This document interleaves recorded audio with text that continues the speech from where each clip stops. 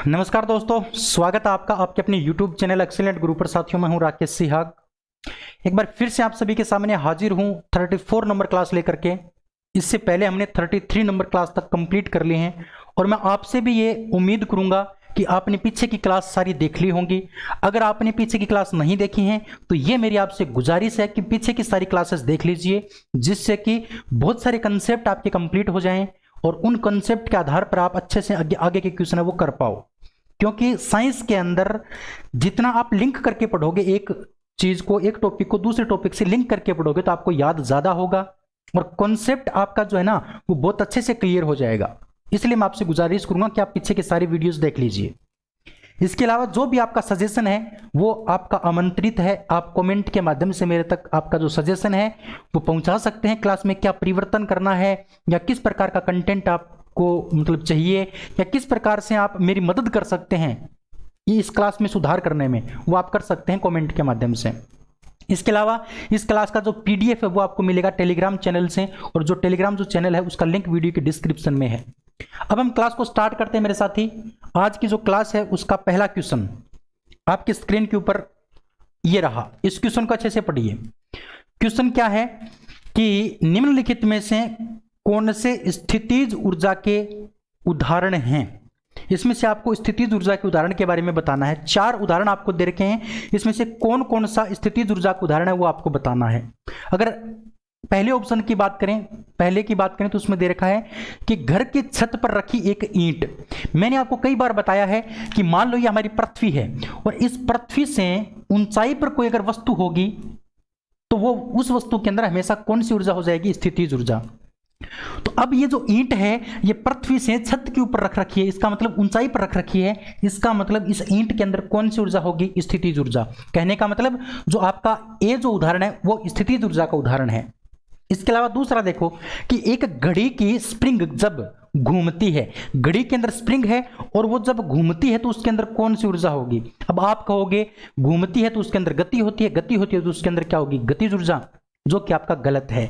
साथ ही यहां पर बात स्प्रिंग की हुई है और मैंने आपको कई बार बताया है कि जो स्प्रिंग होता है, स्प्रिंग के अंदर जो ऊर्जा होती है वो होती है आपकी स्थितिज ऊर्जा।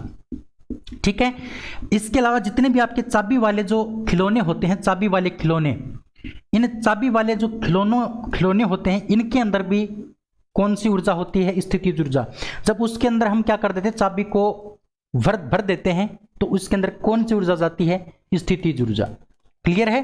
तो वैसा ही काम किसके अंदर है, इस घड़ी के अंदर है, क्योंकि इसके अंदर स्प्रिंग है, इसके अंदर हमने चाबी भर दी है। अब ये क्या करेगी, घूमना स्टार्ट करेगी तो इसके अंदर कौन सी ऊर्जा स्टोर हो गई थी, स्थितिज ऊर्जा। इसका मतलब बी जो है ना वो भी आपका स्थितिज ऊर्जा का उदाहरण हो गया। सी को देखो कि संपीड़ित स्प्रिंग, मैंने अभी आपको बताया था कि जो आपका स्प्रिंग होता है उसके अंदर कौन सी ऊर्जा होती है, स्थितिज ऊर्जा। इसका मतलब जो सी है उसके अंदर भी कौन सी ऊर्जा हो जाएगी, स्थितिज ऊर्जा। डी ऑप्शन को देखो कि जब आपूर्ति प्रणाली के तहत, जल आपूर्ति प्रणाली के तहत ऊंचे जलाशय में संग्रहित पानी, ऊंचे जलाशय का मतलब होता है बांध, बांध के अंदर जो पानी होता है या फिर ऊंचाई के ऊपर जो पानी होता है उस पानी के अंदर कौन सी ऊर्जा हो जाएगी, स्थितिज ऊर्जा।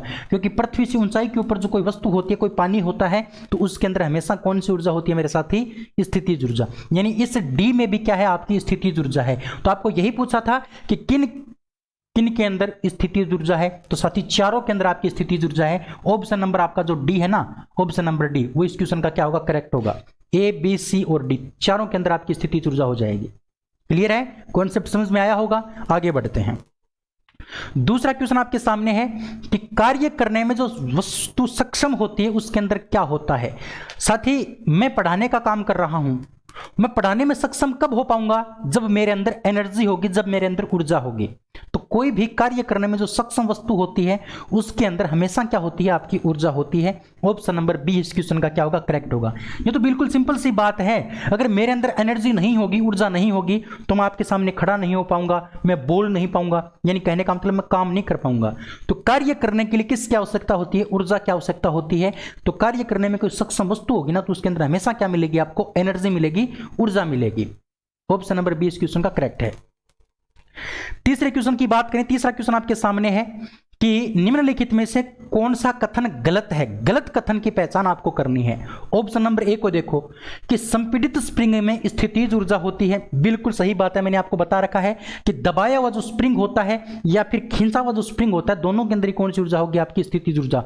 ऑप्शन नंबर ए तो आपका सही है, आपको तो गलत पूछा है। अब देखो बी ऑप्शन को कि उठाए गए हथौड़े में स्थितिज ऊर्जा होगी, यानी मैंने इस प्रकार से हथौड़े को ऊपर उठा लिया, यानी उसको हमने पृथ्वी से ऊंचाई के ऊपर ले लिया, और जब कोई वस्तु ऊंचाई के ऊपर होती है तो उसके अंदर हमेशा कौन सी ऊर्जा होती है, स्थितिज ऊर्जा। तो इसके अंदर भी आपकी स्थितिज ऊर्जा है, ये बात भी सही है।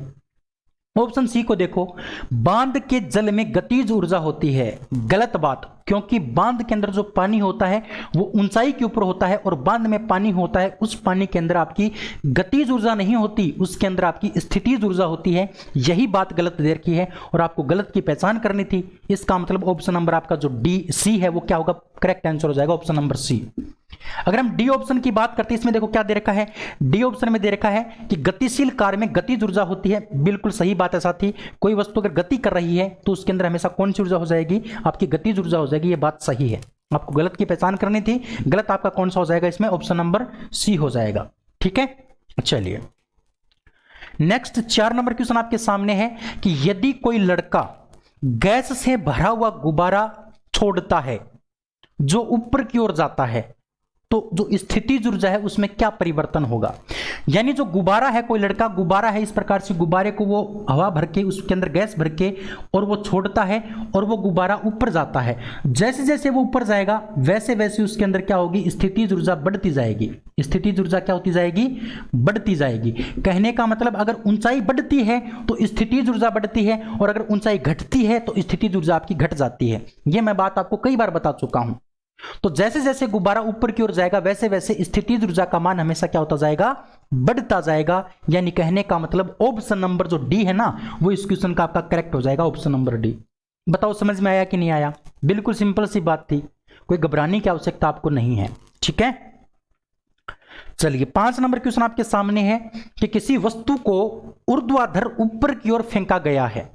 कोई वस्तु को ऊपर की ओर फेंका जाता है, ठीक है, और यह भूमि से अधिकतम ऊंचाई h तक पहुंचती है। इस कॉन्सेप्ट को समझने की कोशिश करना मेरे साथी, बड़ा ही अच्छा शानदार क्वेश्चन है कि कोई वस्तु है, उस वस्तु को ऊर्ध्वाधर यानी ऊपर की ओर फेंका गया है। ये मान लो हमारी पृथ्वी है, इस पृथ्वी से कोई वस्तु को ऊपर की ओर इस प्रकार से फेंका गया है ऊपर की ओर, और ये अधिकतम कितनी ऊंचाई तक जाती है, h ऊंचाई तक। यानी यहां से लेके यहां तक का जो मान है ना, हाइट जो है वो हमने क्या मान ली, h मान ली। इसमें दे रखा है कि वो अधिकतम h ऊंचाई तक पहुंचती है। इसके ऊपर जाने के दौरान, जब ये वस्तु ऊपर जा रही थी तो ऊपर जाने के दौरान ऊंचाई h के 1/4 पर वस्तु में होगी। क्या होगी ये आपको बताना है। देखो ये टोटल आपका h है, इस h का 1/4 जो भाग होगा वो इसका चौथा हिस्सा हो जाएगा। यानी एक भाग ये हो गया, दूसरा भाग ये, तीसरा भाग ये और चौथा भाग ये। यानी 1/4 भाग पर, मतलब यहां पर आपको पूछा है यहां पर इसके अंदर क्या होगी। तो देखो आपको इतना तो पता है कि जब कोई वस्तु ऊपर की ओर जाती है, जब कोई वस्तु ऊपर की ओर जाती है, यहां ऊपर की ओर जाती है, तो जब वस्तु जमीन के ऊपर होगी तो उसके अंदर क्या होगी, जमीन से थोड़ा सा ऊपर, जमीन से थोड़ा सा ऊपर गतिज ऊर्जा अधिकतम होती है। इसके अंदर गतिज ऊर्जा जो होती है वो क्या होती है, अधिकतम। ये आपको पता ही है, अधिकतम होती है। अब जैसे जैसे ऊपर जाएगा, ये जैसे जैसे ऊपर जाएगा तो गतिज ऊर्जा तक क्या होती जाएगी, कम होती जाएगी, और ऊपर जाने के दौरान, ऊपर जाने के दौरान स्थितिज ऊर्जा का मान बढ़ जाएगा।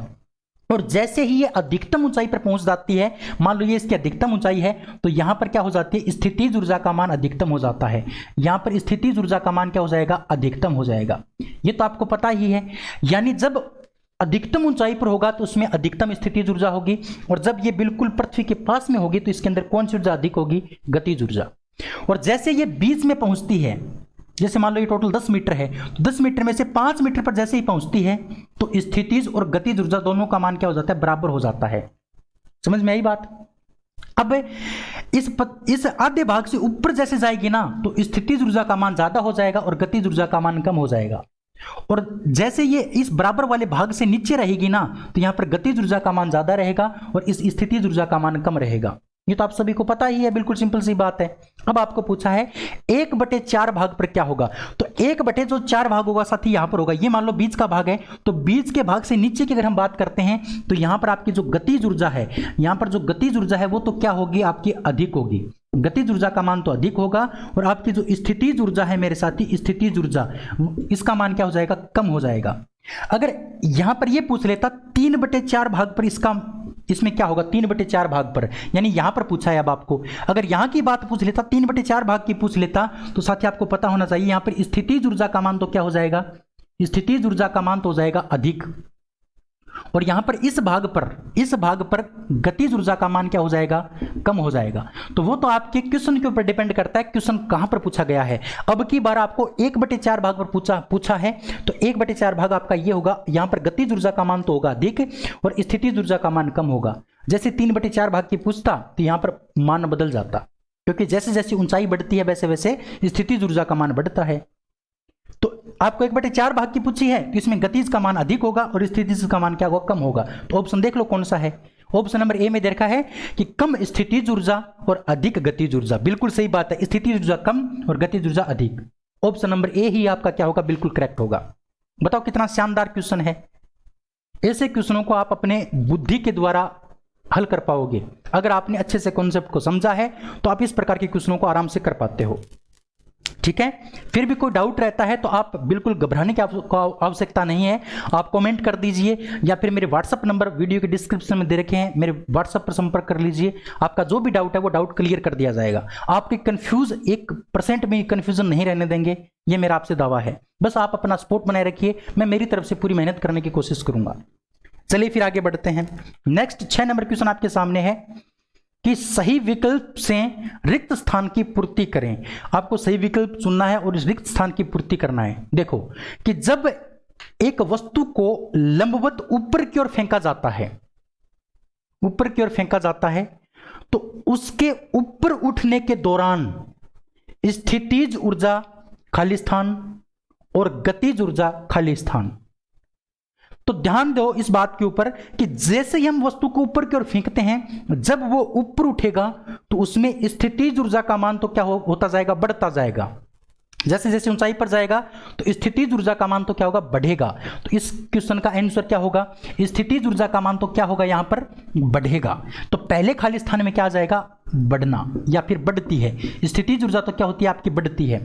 और जैसे जैसे वस्तु ऊपर की ओर जाती है स्थितिज तो बढ़ती है, लेकिन गतिज ऊर्जा कम हो जाती है, यानी आपकी गतिज ऊर्जा हो जाएगी वो क्या हो जाएगी, घट जाएगी या फिर घटती है। तो पहले में खाली स्थान में आपका यह आएगा, दूसरे रिक्त स्थान में आपका यह आएगा। तो ऑप्शन नंबर जो आपका ए दे रखा है वो करेक्ट हो जाएगा, ए ऑप्शन आपका करेक्ट हो जाएगा। और इसमें सी भी दे रखा है, सी और ए दोनों एक जैसे ही हैं, इसलिए आपका सी भी हो सकता है, आपका ए भी हो सकता है। एक जैसे दो ऑप्शन आ गए, ये मानवीय भूल हो जाती है मेरे साथी, लेकिन आपको कॉन्सेप्ट समझ में आना चाहिए कि जैसे जैसे वस्तु ऊपर की ओर जाती है उसमें स्थितिज ऊर्जा का मान तो बढ़ जाता है और ऊंचाई पर जाने पर गतिज ऊर्जा का मान कम हो जाता है। ठीक है, चलिए फिर आगे बढ़ते हैं। नेक्स्ट 7 नंबर क्वेश्चन कि किसी वस्तु के मुक्त रूप से गिरने के दौरान निम्नलिखित में से कौन सी ऊर्जा इसके रास्ते में किसी एक बिंदु पर बढ़ जाती है। कोई वस्तु नीचे की ओर गिर रही है, मतलब सोच के देखो, कोई वस्तु है ऊपर से नीचे की ओर इस प्रकार से गिर रही है, इसका मतलब नीचे की ओर गिर रही है तो इसकी ऊंचाई कम हो रही है, और जैसे ही इसकी ऊंचाई कम होती है स्थितिज ऊर्जा आपकी कम हो जाती है। स्थितिज ऊर्जा तो क्या होती जाएगी, घटती जाएगी, और बढ़ती कौन सी जाएगी, गतिज ऊर्जा। और आपको यही पूछा है कि इनमें से कौन सी ऊर्जा बढ़ती है, तो साथ ही बढ़ने की बात पूछी है, तो कौन सी ऊर्जा बढ़ जाएगी, गतिज ऊर्जा बढ़ जाएगी। ऊपर से नीचे की ओर आएगी, देखो ऊपर से नीचे की ओर आ रही है वस्तु, ऊपर से नीचे की ओर आएगी तो इसकी जो ऊंचाई है वो कम होती जाएगी, ऊंचाई कम होने से इसकी स्थितिज ऊर्जा कम हो जाएगी, लेकिन गतिज ऊर्जा बढ़ जाएगी। समझ में आई बात। और जब वस्तु कोई नीचे से ऊपर की ओर जाती है तो इसकी ऊंचाई बढ़ जाती है, ऊंचाई बढ़ने से इसकी स्थितिज ऊर्जा बढ़ जाती है, गतिज ऊर्जा कम हो जाती है। तो गतिज और स्थितिज एक दूसरे की विपरीत ऊर्जाएं होती हैं। क्लियर है बात है। तो आपको पूछा है कि जब वस्तु नीचे की ओर गिर रही है तो उसमें किस ऊर्जा का मान बढ़ेगा, तो साथ ही गतिज ऊर्जा का मान बढ़ जाएगा। ऑप्शन नंबर आपका जो बी है ना, बी। वैसे बी ऊपर आना चाहिए था, सी नीचे आना चाहिए था, लेकिन आपका उत्तर जो हो जाएगा वो बी जो लिख रखा है ना इसमें, गतिज ऊर्जा, वही करेक्ट होगा, गतिज ऊर्जा। बताओ समझ में आया कि नहीं आया? उम्मीद करूंगा बहुत अच्छे से आपको समझ में आ गया होगा। चलिए आगे बढ़ते हैं। नेक्स्ट है 8 नंबर क्वेश्चन कि निम्नलिखित में से किस राशि का मान स्थान बदलने पर भी परिवर्तित नहीं होता?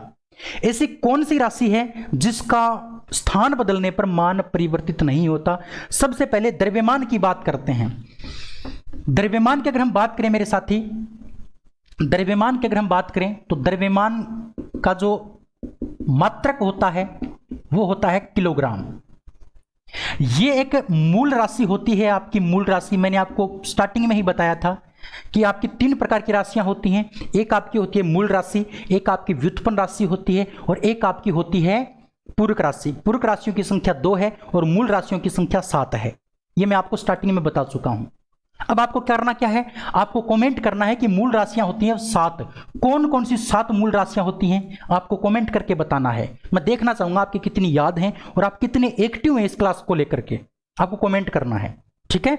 चलिए अब हम द्रव्यमान की बात करते हैं साथी। तो द्रव्यमान ब्रह्मांड में हर जगह, ब्रह्मांड में हर जगह क्या रहता है, स्थिर रहता है। हर जगह क्या रहता है, स्थिर रहता है। कहने का मतलब इसका मान कहीं पर भी किसी भी स्थिति में नहीं बदलता है। इसका मान किसी भी स्थिति में नहीं बदलता है। चाहे आप अंतरिक्ष में चले जाओ, चाहे आप गहराई में चले जाओ, चाहे आप पानी में चले जाओ, आपका द्रव्यमान नहीं बदलता। आपका भार बदल सकता है, आपका वजन जो वो बदल सकता है। जैसे हम बात करें पृथ्वी और अंतरिक्ष की, तो पृथ्वी के ऊपर अगर कोई व्यक्ति 60 kg का है, उसका भार 60 kg है, तो ऊपर जाकर के अंतरिक्ष में जाकर के उसका जो भार बचेगा वो 10 किलोग्राम बचेगा, 10 किलो का बचेगा वो, है ना। उसका भार कितना महसूस होगा, उसको 10 किलो। लेकिन उसका द्रव्यमान जो है ना, द्रव्यमान वो पृथ्वी के ऊपर भी उतना ही है, और उतना ही कहां मिलेगा आपको, अंतरिक्ष में मिलेगा। यानी द्रव्यमान का मान कभी भी बदलता नहीं है। वजन बदल सकता है, घर्षण के कारण बल बदल सकता है। अगर हम बात करें कोई खुरदरी सतह ज्यादा है तो वहां पर घर्षण ज्यादा होगा, और जैसे ही उस वस्तु को हमने खुरदरी जगह से उठा के चिकनी सतह के ऊपर रख दिया, उसका स्थान हमने बदल दिया, तो उसके घर्षण का के द्वारा बल का मान कम भी हो सकता है। अगर चिकनी सतह है तो वजन बदलता ही है। गुरुत्वाकर्षण की अगर हम बात करते हैं तो पृथ्वी का गुरुत्वाकर्षण अलग है, चंद्रमा का गुरुत्वाकर्षण अलग है, सूर्य का गुरुत्वाकर्षण अलग है। तो गुरुत्वाकर्षण का मान भी बदल सकता है, लेकिन द्रव्यमान का मान कभी भी बदलता नहीं है। इसलिए आपका ऑप्शन नंबर जो ए है वो क्या होगा, बिल्कुल करेक्ट होगा। बताओ बात समझ में आई कि नहीं आई? समझ में आ गई? बिल्कुल सिंपल सी बात थी। अगर आपको नहीं पता थी तो मैंने आपको बता दिया। द्रव्यमान हमेशा क्या रहता है, स्थिर रहता है, कभी भी बदलता नहीं है। चलिए फिर आगे बढ़ते हैं। नेक्स्ट 9 नंबर क्वेश्चन आपके सामने है कि न्यूट्रॉन खाली स्थान को छोड़कर सभी परमाणुओं में मौजूद होता है। यानी न्यूट्रॉन की अगर हम बात करते हैं तो न्यूट्रॉन किस परमाणु के अंदर नहीं पाया जाता? तो साथी इस ब्रह्मांड के अंदर हमारी जो प्रकृति है, हमारा जो नेचर है, इसमें अभी तक 118 तत्वों की खोज हो चुकी है। 118 तत्वों की खोज हो चुकी है। इसमें से 117 तत्वों के अंदर, 117 तत्वों के अंदर आपको न्यूट्रॉन मिलेगा, न्यूट्रॉन मिलेगा। लेकिन एक आपका तत्व ऐसा है जिसके नाभिक के अंदर न्यूट्रॉन नहीं होता, और उस परमाणु का या फिर उस तत्व का नाम है साथी हाइड्रोजन। हाइड्रोजन जो परमाणु होता है, इसके अंदर केवल और केवल, इसके अंदर केवल और केवल क्या होता है, आपका प्रोटॉन होता है। क्या होता है? प्रोटॉन होता है। इसके अलावा इसके अंदर इलेक्ट्रॉन भी होता है, इलेक्ट्रॉन भी होता है, लेकिन क्या नहीं होता, इसके अंदर मेरे साथी न्यूट्रॉन नहीं पाया जाता। हाइड्रोजन के अंदर क्या नहीं पाया जाता, न्यूट्रॉन नहीं पाया जाता। बड़ी शानदार बात है, बड़ी इंटरेस्टिंग बात है, आपको याद रखना है। हाइड्रोजन एकमात्र ऐसा तत्व होता है जिसके नाभिक में क्या नहीं होता, न्यूट्रॉन नहीं होता। ठीक है, चलिए तो ऑप्शन नंबर आपका जो बी है वो इस क्वेश्चन का क्या होगा, बिल्कुल करेक्ट हो जाएगा। आगे बढ़ते हैं। 10 नंबर क्वेश्चन है कि कौन सा परमाणु का उप परमाणु कण नहीं है। परमाणु का जो उप परमाणु कण होता है वो इनमें से कौन सा नहीं है। अगर आपको पता है मेरे साथी, तो मूलभूत जो कण होते हैं वो 3 होते हैं। परमाणु के मूलभूत कण कितने होते हैं? 3। एक आपका होता है प्रोटॉन, एक आपका प्रोटॉन होता है, दूसरा आपका होता है न्यूट्रॉन, तीसरा जो आपका होता है वो होता है इलेक्ट्रॉन। इलेक्ट्रॉन, ये 3 मूलभूत कण होते हैं। प्रोटॉन की बात करें तो इसकी खोज की थी गोल्डस्टीन ने। गोल्डस्टीन नाम का वैज्ञानिक था, इसने इसकी खोज की थी। और ये प्रोटॉन जो नाम है, ये नाम किसने दिया था? तो ये नाम दिया था रदरफोर्ड ने। रदरफोर्ड जो साहब हैं, उन्होंने क्या किया था? इस प्रोटॉन का नामकरण किया था।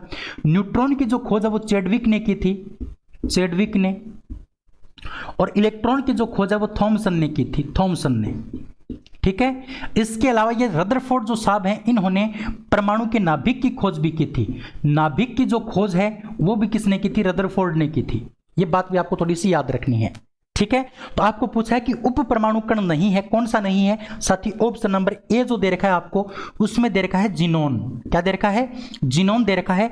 जिनोन आपका उपकण नहीं है। ये क्या है? एक प्रकार की अक्रिय गैस है। अक्रिय गैस या फिर नोबल गैस, अक्रिय या फिर नोबल गैस। ये अक्रिय या फिर क्या है? एक प्रकार की नोबल गैस है। अक्रिय गैस या फिर एक प्रकार की नोबल गैस है। ठीक है, जो हमारी जो आवर्त सारणी होती है उसके 18वें वर्ग में ये पाई जाती है। 18वें वर्ग में, 18वें वर्ग के तत्वों को क्या कहा जाता है? अक्रिय गैस या फिर नोबल गैस के नाम से जाना जाता है। उन्हीं में से एक आपकी ये जिनोन है। ठीक है, आर्गन हो गया, क्रिप्टोन हो गया, जिनोन हो गया, ये आपकी कुछ क्या है? अक्रिय गैसें हैं। ठीक है, तो ऑप्शन नंबर ए इस क्वेश्चन का क्या हो जाएगा? करेक्ट हो जाएगा। आगे बढ़ते हैं। 11 नंबर क्वेश्चन है कि प्रोटॉन में धनात्मक आवेश होता है, उसका मान कितना होता है? देखिए साथी, अगर हम बात करते हैं किसकी? प्रोटॉन की और इलेक्ट्रॉन की।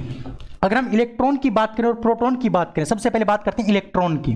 तो जो इलेक्ट्रॉन होता है, इस इलेक्ट्रॉन के अंदर, इलेक्ट्रॉन की अगर हम बात करें तो इसके अंदर आपका होता है ऋणावेश। इसके अंदर क्या होता है? आपका ऋणावेश। और उस ऋणावेश का मान कितना होता है? उस ऋणावेश का जो मान होता है वो होता है 1.6 × 10⁻⁻19 कूलाम। ये आपका ऋणावेश होता है। ये माइनस का होता है, मतलब कहने का मतलब ये है, ये जो 1.6 होगा ये क्या होगा? माइनस का होगा। ठीक है, ऋणावेश का मतलब यही है। अगर हम प्रोटॉन की बात करते हैं साथी, प्रोटॉन की, तो प्रोटॉन के अंदर आपको हमेशा मिलेगा धनावेश। क्या मिलेगा? धनावेश मिलेगा। और इसका जो मान होता है वो होता है 1.6 × 10⁻⁻19 कूलाम। यानी संख्यात्मक रूप से अगर हम बात करते हैं संख्यात्मक रूप की, तो संख्यात्मक रूप की अगर हम बात करें तो संख्यात्मक रूप से ये जो आपका प्रोटॉन है, इसका मान क्या होता है? इलेक्ट्रॉन के बराबर होता है आवेश का मान। लेकिन अगर हम बात करें आवेश के आधार पर, तो प्रोटॉन में आपका धनावेश होता है और इलेक्ट्रॉन में आपका क्या होता है? ऋणावेश होता है। यानी यहां पर माइनस होता है और यहां पर आपको क्या मिलेगा? प्लस मिलेगा, धनावेश मिलेगा। बात आई समझ में? अरे समझ में आ गया होगा। इसका मतलब ऑप्शन नंबर आपका जो डी है वो आपका करेक्ट हो जाएगा। और मेरे बहुत सारे दोस्त क्या कर सकते हैं? इस क्वेश्चन का आंसर ऑप्शन नंबर सी भी कर सकते हैं। ऑप्शन नंबर सी में दे रखा है 1.6 × 10⁻⁻19 और यहां पर आपको धनावेश दे रखा है क्वेश्चन के अंदर, तो धनावेश के आधार पर आप यहां पर प्लस का ऑप्शन वाला कर सकते हैं, लेकिन साथ ही गलत हो जाएगा। ये माइनस का ही होगा। यहां जो प्लस माइनस होता है ना, उसके आधार पर आपको डिफाइन करना पड़ता है। ठीक है, समझ में आया? ऑप्शन नंबर आपका डी क्वेश्चन का करेक्ट होगा। चलिए फिर आगे बढ़ते हैं। 12 नंबर क्वेश्चन आपके सामने है कि कैथोड किरण प्रयोग पहली बार किसके द्वारा किया गया था? कैथोड किरण की बात करते हैं साथी। कैथोड किरण की अगर हम बात करें, कैथोड जो किरण है साथी, इसका एक गुण होता है, इसकी एक विशेषता होती है, ये हमेशा कैथोड से निकलती हैं।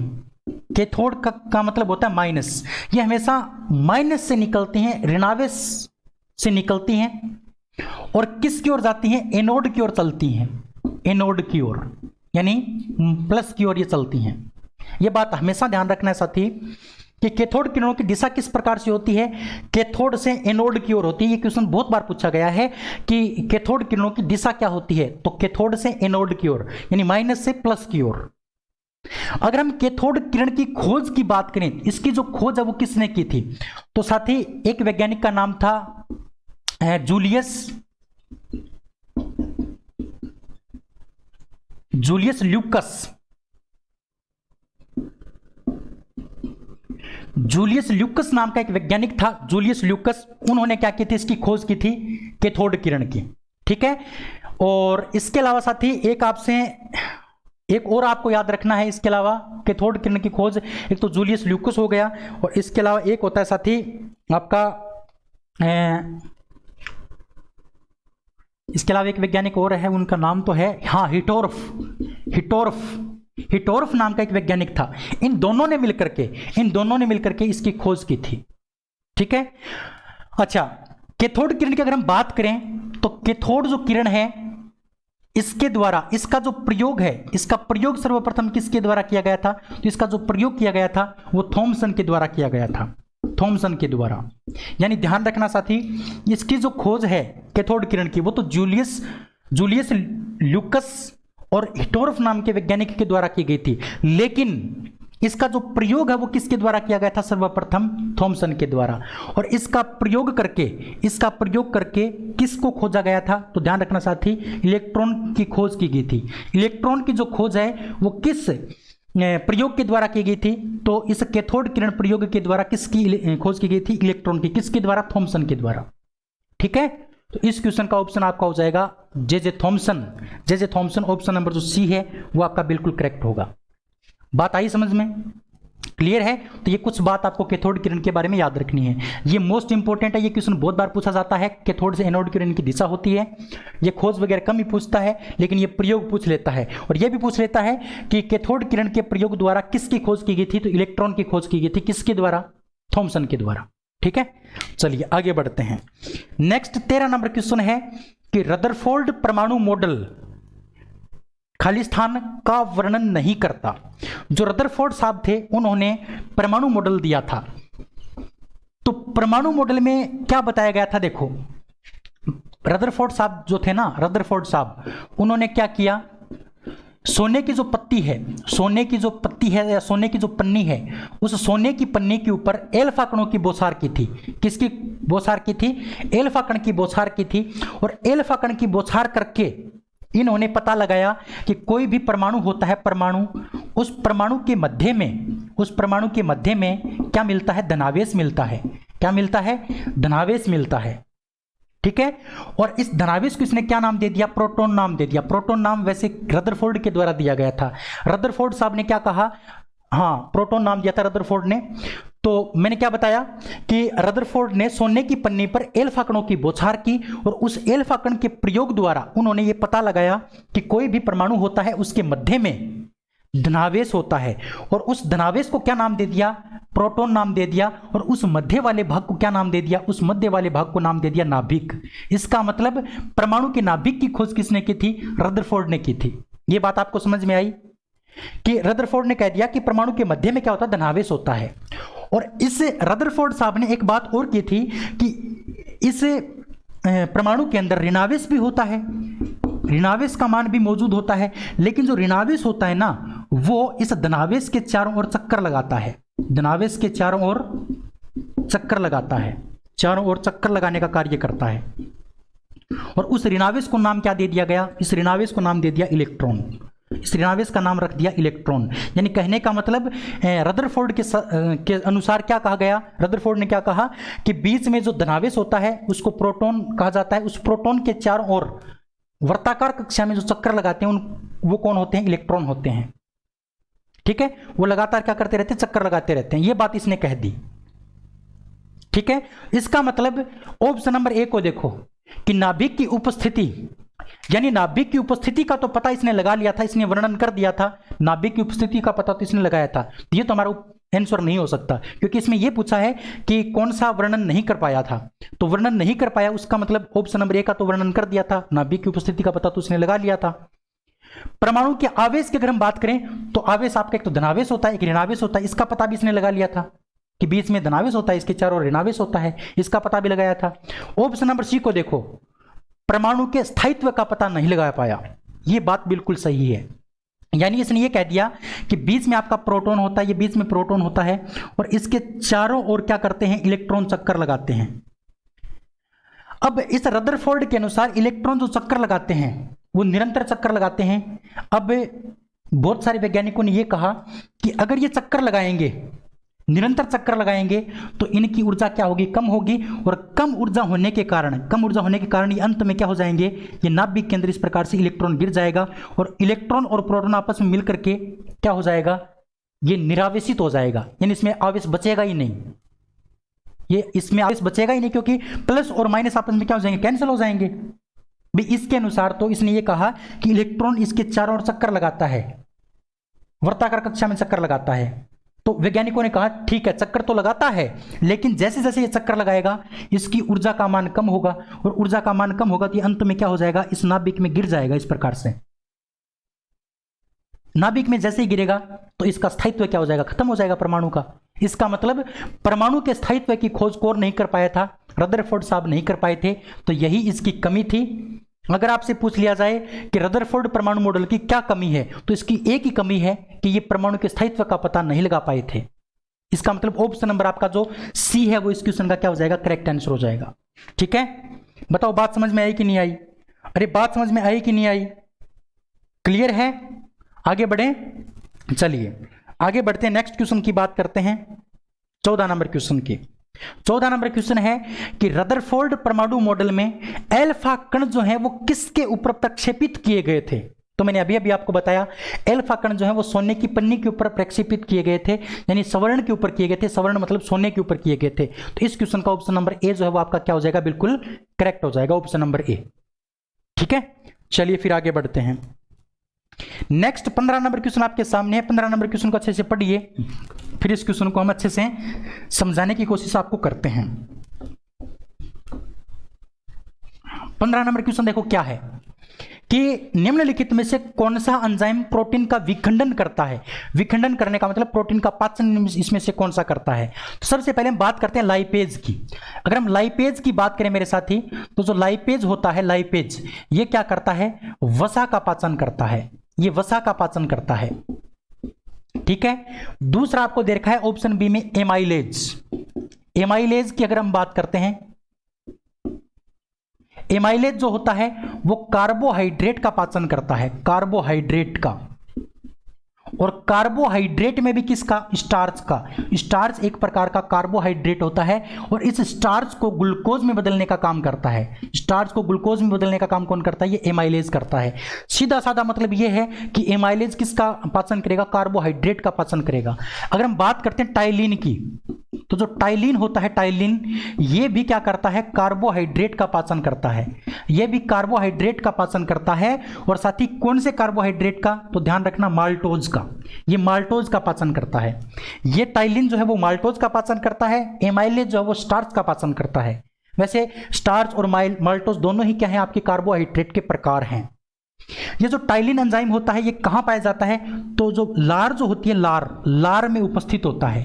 ये लार में उपस्थित होता है। ये बात भी पूछ ली जाती है कि टाइलिन एंजाइम कहां पर स्थित होता है, या फिर लार में कौन सा एंजाइम पाया जाता है, तो याद रखना टाइलिन एंजाइम पाया जाता है।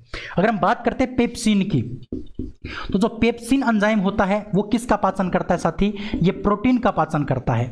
ये प्रोटीन का पाचन करता है या फिर प्रोटीन का विखंडन करता है। इसके अलावा एक और होता है ट्रिप्सिन। ट्रिप्सिन नाम का एंजाइम, ये भी क्या करता है, प्रोटीन का पाचन करता है। ये भी क्या करता है, प्रोटीन का पाचन। तो ये कुछ मैंने आपको एंजाइम बताए हैं, ये आपको याद करने हैं। इसका स्क्रीनशॉट आप ले सकते हैं, बड़ी इंपॉर्टेंट बात मैंने आपको बताई है। अब आपको क्वेश्चन में क्या पूछा था कि प्रोटीन का विखंडन कौन करता है, तो पेप्सिन करता है। ऑप्शन नंबर जो डी है वो इस क्वेश्चन का क्या होगा, करेक्ट होगा। ऑप्शन नंबर डी इस क्वेश्चन का करेक्ट आंसर हो जाएगा। ठीक है, चलिए फिर आगे बढ़ते हैं। 16 नंबर क्वेश्चन आपके सामने है कि किस एंजाइम को पाचन क्रिया में अपना कार्य करने के लिए हाइड्रोक्लोरिक अम्ल की उपस्थिति की आवश्यकता होती है।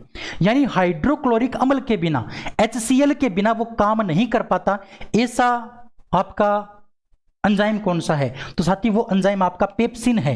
इस पेप्सिन को काम करने के लिए किसकी आवश्यकता होती है, HCl की आवश्यकता होती है। इस HCl के बिना ये जो आपका पेप्सिन है ये काम नहीं कर पाता। और जितने भी आपके एंजाइम होते हैं वो बिना हाइड्रोक्लोरिक अम्ल के भी काम कर लेते हैं, लेकिन कभी कभार ये भी क्या हो जाते हैं, निष्क्रिय हो जाते हैं। तो उनको सक्रिय करने का काम किसका होता है, HCl का होता है। लेकिन ये बिना HCl के जो पेप्सिन होता है वो हमेशा ही क्या रहता है, निष्क्रिय रहता है, बिना HCl के। इसका मतलब ये हुआ कि बिना HCl के पेप्सिन काम नहीं कर पाता। तो इस क्वेश्चन का ऑप्शन नंबर आपका जो डी है वो करेक्ट हो जाएगा। ठीक है, समझ में आया? चलिए फिर आगे बढ़ते हैं। 17 नंबर क्वेश्चन है कि जीवों में प्रोटीन निर्माण के लिए सूचना का स्रोत क्या है। प्रोटीन के निर्माण के लिए सूचना कौन देता है? देखिए मैं अभी आपको बता देता हूं, यहां पर प्रोटीन के बारे में कुछ बातें मैं आपको बताऊंगा, वहां से अलग क्वेश्चन आपसे नहीं पूछा जाएगा। देखो, अगर हम प्रोटीन की बात करते हैं, तो हमारे शरीर के अंदर, हमारी कोशिका के अंदर प्रोटीन का निर्माण कौन करता है? तो प्रोटीन का जो निर्माण है वो करता है राइबोसोम। इसीलिए इस राइबोसोम को प्रोटीन की फैक्ट्री कहते हैं। प्रोटीन की फैक्ट्री किसको कहा जाता है? राइबोसोम को कहा जाता है। क्यों? क्योंकि ये प्रोटीन का निर्माण करता है। ठीक है। अगर हम बात करते हैं प्रोटीन की सूचना कौन देता है, इसके निर्माण की सूचना कौन देता है, तो इसकी सूचना देता है मेरे साथी डीएनए। डीएनए का फुल फॉर्म आपको पता ही है, डीऑक्सीराइबोन्यूक्लिक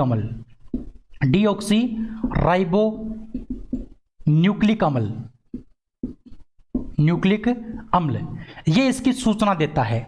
ठीक है। और ये जो प्रोटीन होता है, ये प्रोटीन अगली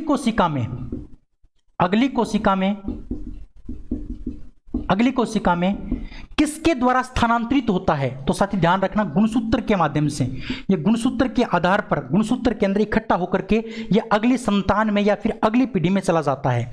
अगली कोशिका में जो जाता है वो किसके माध्यम से जाता है? गुणसूत्र के माध्यम से जाता है। ठीक है। और हमारे शरीर के अंदर इस प्रोटीन का पाचन करने वाले एंजाइम कौन से हैं? तो प्रोटीन का पाचन करने वाले एंजाइम में एक है आपका पेप्सिन और दूसरा है आपका ट्रिप्सिन। ये दोनों प्रोटीन का पाचन करते हैं। ठीक है। और इसको काम करने के लिए किसकी आवश्यकता होती है? HCl की आवश्यकता होती है। तो इतनी सारी बातें आपको प्रोटीन के बारे में याद रखनी है। इसका स्क्रीनशॉट आप ले सकते हैं। यहां से अगर क्वेश्चन आएगा प्रोटीन का, तो यहीं से क्वेश्चन आएगा आपके। ठीक है। तो इस क्वेश्चन में आपको क्या पूछा है कि सूचना का स्रोत क्या है? तो सूचना कौन देता है? डीएनए देता है। ऑप्शन नंबर आपका जो सी है वो इस क्वेश्चन का करेक्ट हो जाएगा, ऑप्शन नंबर सी। ठीक है। चलिए आगे बढ़ते हैं फिर। नेक्स्ट 18 नंबर क्वेश्चन आपके सामने है कि वसा के पाइसीकरण में सहायक कौन होता है? वसा का पाइसीकरण कौन करता है? देखिए,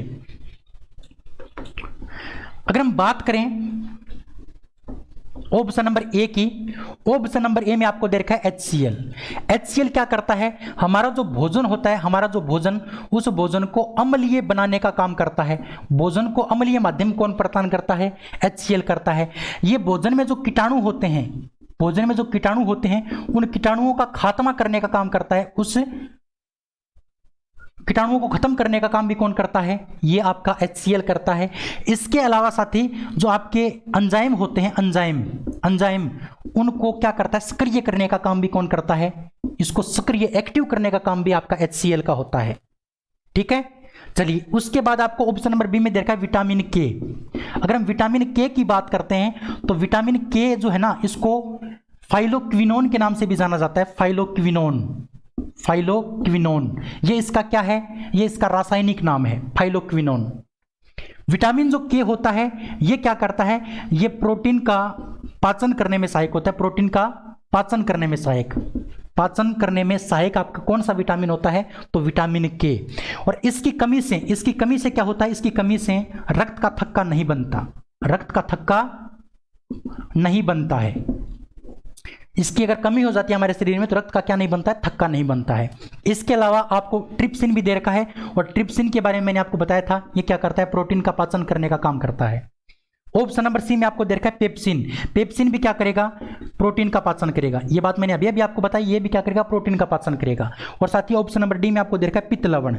जो पित्त लवण होता है वो कहां से प्राप्त होता है? पित्त ग्रंथि से प्राप्त होता है। पित्त ग्रंथि से। ठीक है। और पित्त ग्रंथि कहां पर पाई जाती है? पित्ताशय में पाई जाती है, पित्ताशय के अंदर। और पित्ताशय कहां होता है? पित्ताशय आपकी जो लीवर होती है, लीवर के नीचे होता है। ये कहां होता है? लीवर के नीचे। और लीवर को क्या कहा जाता है? यकृत के नाम से भी जानते हैं। इस लीवर को हम किस नाम से जानते हैं? यकृत के नाम से भी जानते हैं। तो ये यकृत के नीचे स्थित होता है। ठीक है। और ये जो पित्त लवण होता है, इस पित्त लवण के अंदर एक एंजाइम होता है। उस एंजाइम का नाम होता है लाइपेज। उस एंजाइम का नाम क्या होता है? लाइपेज। और ये लाइपेज एंजाइम क्या करता है? वसा का पाचन करता है। ये वसा का पाचन करने का काम करता है, यानी वसा का पाइसीकरण करने का काम किसका होता है? लाइपेज का। और लाइपेज कहां पाया जाता है? पित्त लवण में। इसका मतलब ऑप्शन नंबर जो डी है ना, वो इस क्वेश्चन का क्या होगा? बिल्कुल करेक्ट होगा, ऑप्शन नंबर डी।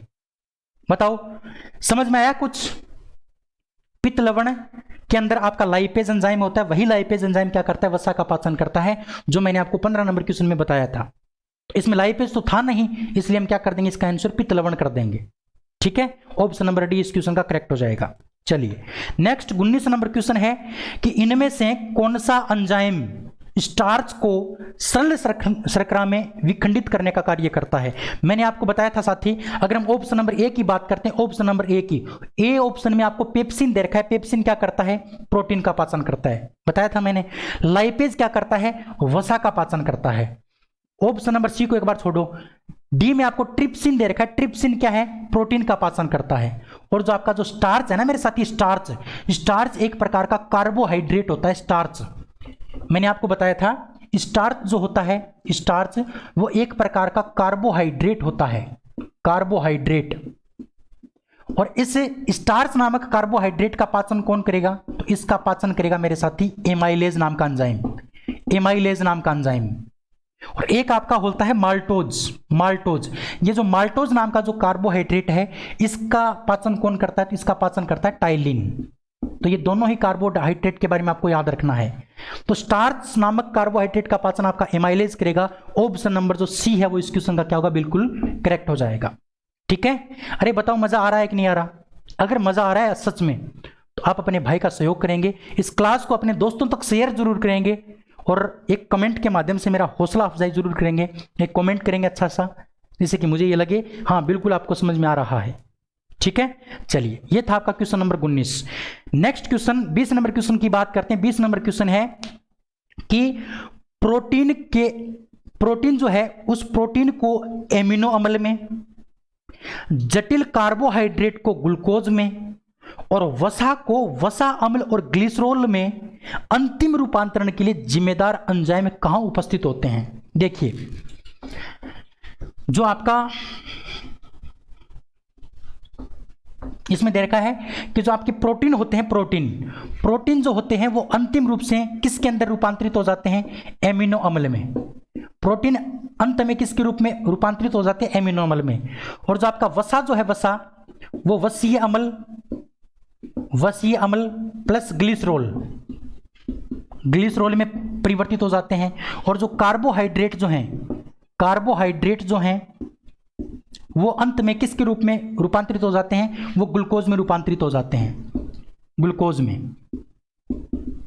में। अंत की बात यहां पर हुई है, अंत की बात, अंत में ये रूपांतरित हो जाते हैं लास्ट में।